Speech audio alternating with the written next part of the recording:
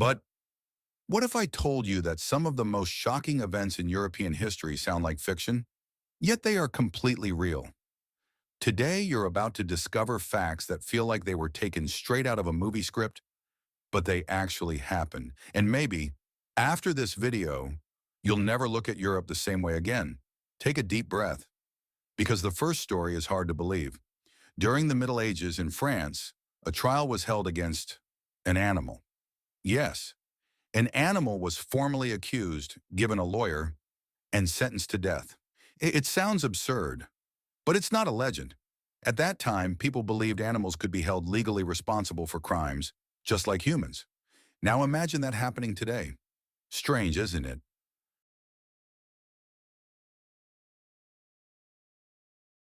Vlad the Impaler, or Vlad Dracula,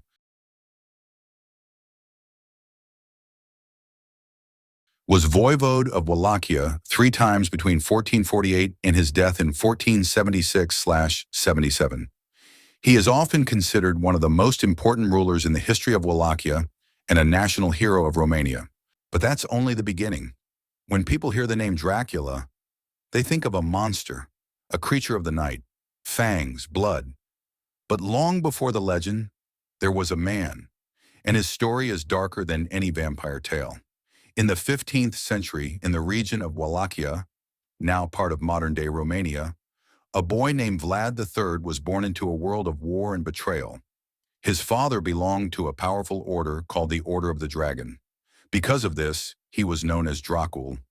Vlad became Draculea, son of the dragon. But history would later twist that meaning into something far more sinister. As a child, Vlad was taken hostage by the Ottoman Empire. He spent years in captivity, years surrounded by violence, power struggles, and fear. Many believe this is where something inside him changed.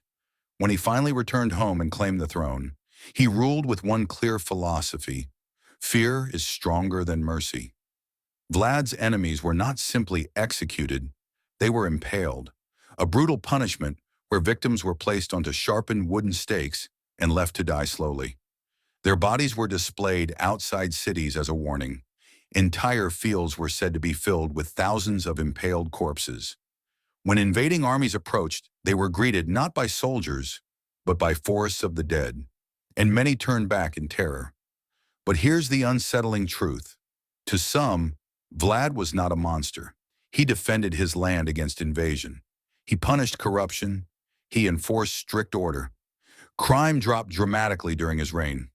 Some stories claim he once left a golden cup in a public square, and no one dared steal it, because everyone knew the consequences. So who was he?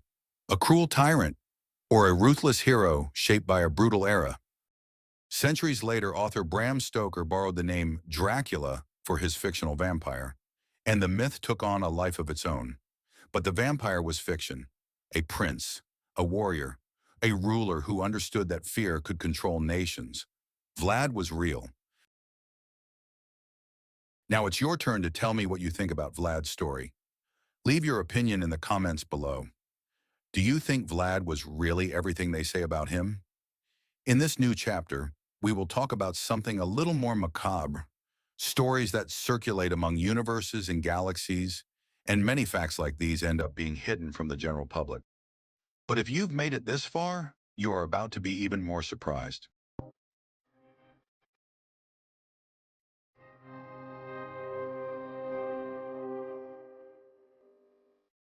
Millions of years ago, long before humanity existed, a visitor coming from space crossed the solar system at high speed, an asteroid, your final destination, what we now know as southern Germany. The impact was devastating. In seconds, an explosion more powerful than millions of nuclear bombs opened a crater 24 kilometers in diameter. The Nördlinger Ries crater was born there.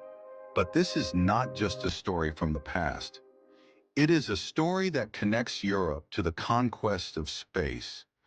Centuries later, a medieval city called Nördlingen was built inside the crater, without its inhabitants knowing that they lived on the marks of a cosmic impact. The rocks scattered around the region kept secrets.